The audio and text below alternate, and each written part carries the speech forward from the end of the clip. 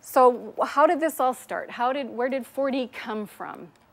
4D is from the Social Security Act. The Social Security Act was started in 1935, and we have a team of researchers. We've got 7 people on our research team that have researched Title 4D for a cumulative 38 years when we add all of our time together.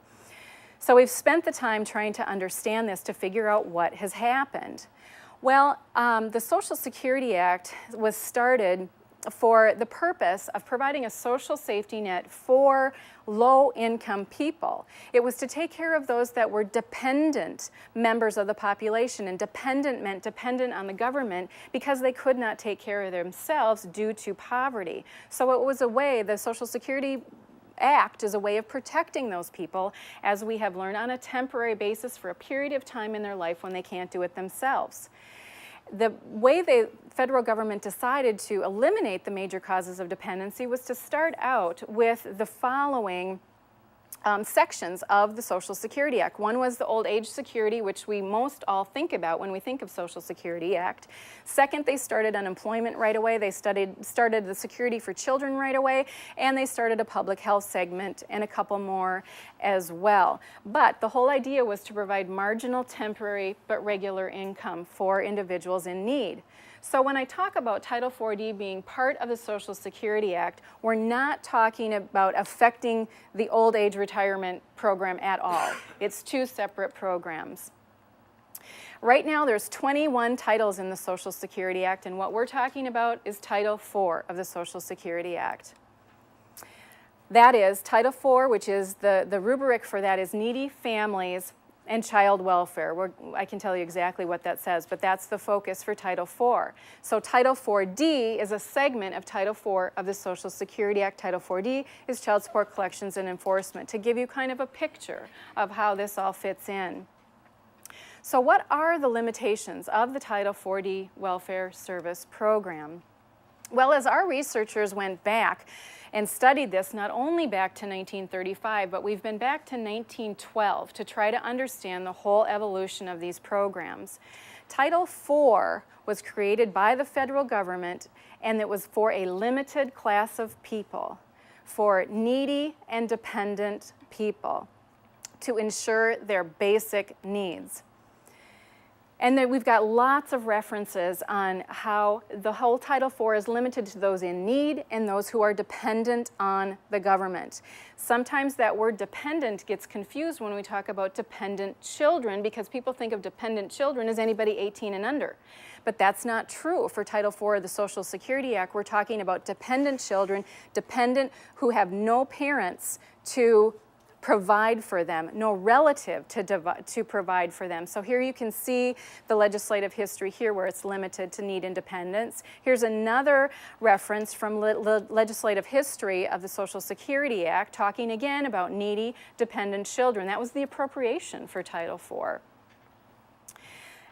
So then we need to look at 2 different words, needy and dependent. What are those? According to a private independent report going back to 1946, as they were studying the Social Security Act, they made it clear in that report, and many others I might add, that need was defined by a strict definition. That definition in Minnesota law was clear in 1937, that a dependent child not only was under the age of 18, but was deprived of parental support because of continued absence from the phone from the primary wage earner, and not or not just, or not eliminating, but and whose relatives, nobody's relatives, no one is able to provide for them without public assistance. That's the purpose of Title IV. So that dependent child, here again, in Minnesota statute even today, where they're not able to provide for the child. In 1974, the federal government looked at Title 4A of the Social Security Act. Now, Title 4A is the section for TANF, Temporary Assistance for Needy Families, or AFDC was the old title for that.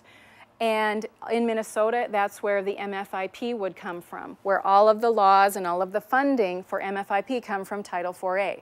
So in 1974, which was right after the sexual revolution, the federal government was looking at their Title IV-A rolls and saying, wait a minute, we have so many people on here, this is exploding.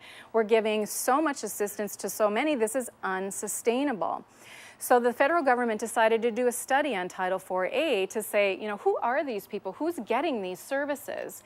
What they discovered is the majority of the people in Title IV-A getting what we know of as welfare services were a result of out-of-wedlock births, single moms with children, dads were nowhere to be found, dads abandoned the family, all moms had custody by default because dads weren't there, dads failed to provide financially, they weren't around, and therefore mothers and children had been abandoned to public assistance.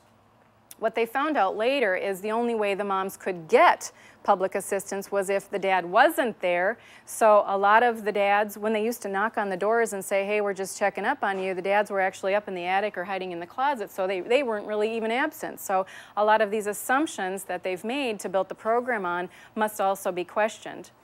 So what they decided to do, the federal government said, aha, we have all of these people on 4A welfare services, and the dads out there, they should be paying, the dad should be paying.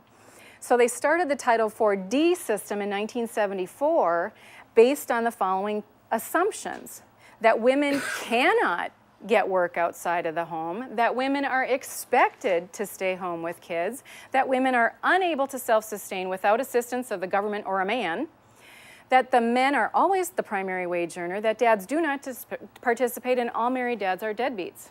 Those were the assumptions on which Title IV-D was built. And I think today we can see that most all of those presumptions must be questioned, so it must be questioned how the evolution of this program has gone even far beyond that.